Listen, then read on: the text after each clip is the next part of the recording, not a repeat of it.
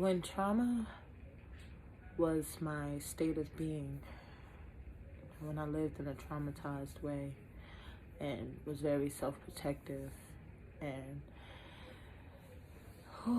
trying to avoid conflict and, offending individuals and just not wanting to be the problem.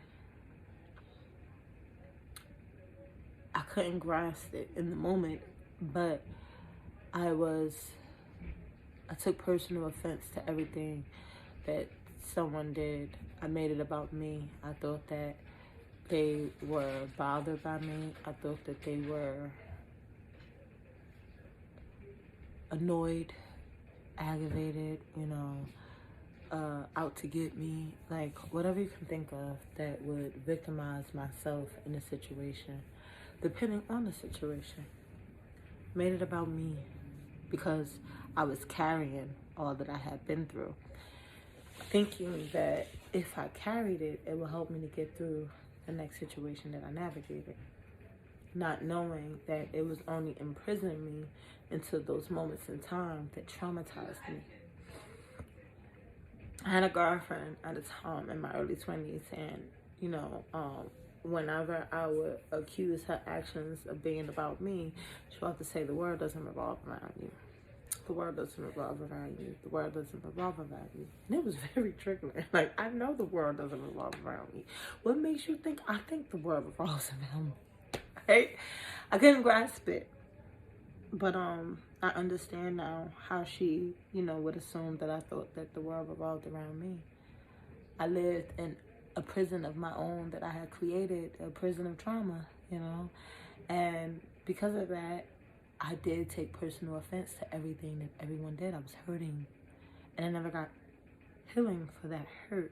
I kept trying to live as if the hurt didn't happen, trying to mask it over like we oftentimes do. But to ignore a wound is more detrimental to our health than it is in treating the wound. No one tells you that, I wrote about this a while back, where it's just like, you could try to ignore a wound and go about your business and, get to helping the next person or continue on your mission and things of that nature. But what happens when that wound becomes infected? What happens when that wound, you're at now risk at losing the limb or losing, a part of yourself that the wound, this is due to the wound that you neglected. Self-neglect happens in many ways.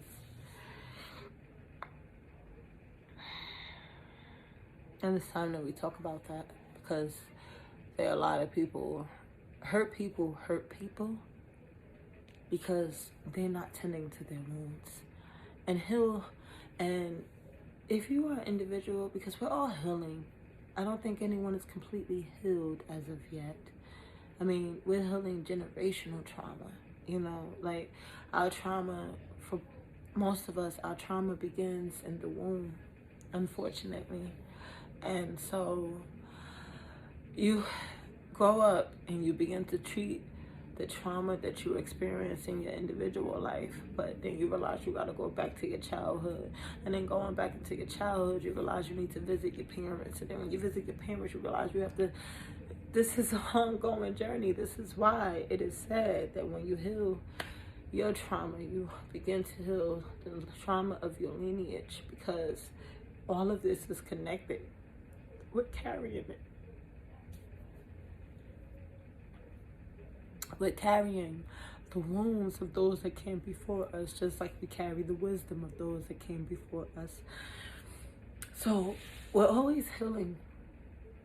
But for those that are actively working and not so much focusing on healing, because that can become an addiction too. You have to learn that life is going to be what it's going to be.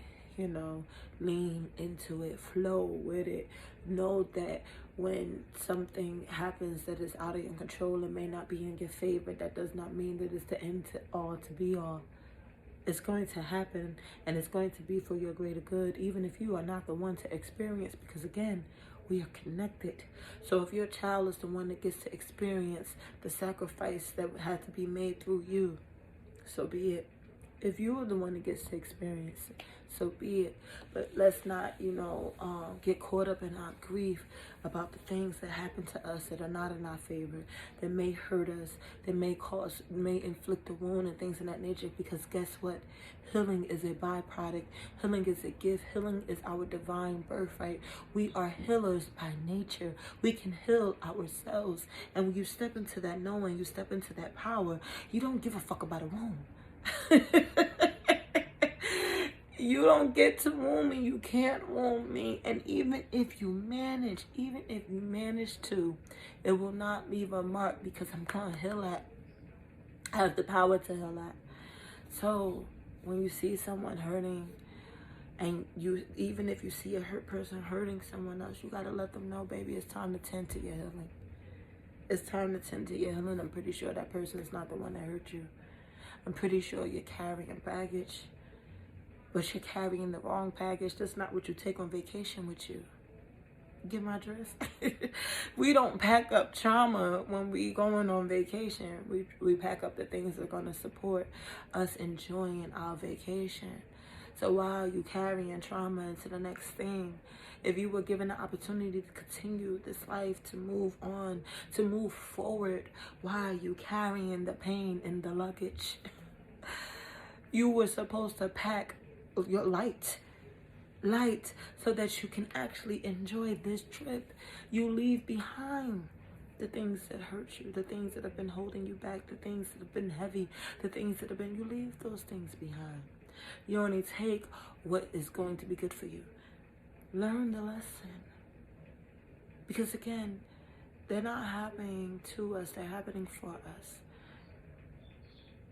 Our wounds show us, they lead us to the gift of healing. Our wounds show us what we're capable of, how strong we are, how we're able to overcome, how we're able to deal with problems. Are we good at conflict resolution? Are we good at loving ourselves? Do we have compassion for ourselves? Can we forgive ourselves for falling? And not, walk around and say, I got 2 left feet. No, you have a left and a right foot. If you have not been diagnosed with 2 left feet, you have a left and a right foot. Don't diminish your legs. Don't diminish your hands. Don't diminish your mind just because you tripped. We all do it. Sometimes we move quicker than our minds. Sometimes we move quicker. Our minds move quicker than our bodies. Sometimes we get ahead of the game. There's nothing wrong with that. All you have to do is find your way back. Find your way back to yourself, to your center, to your peace. Find your way back to the flow.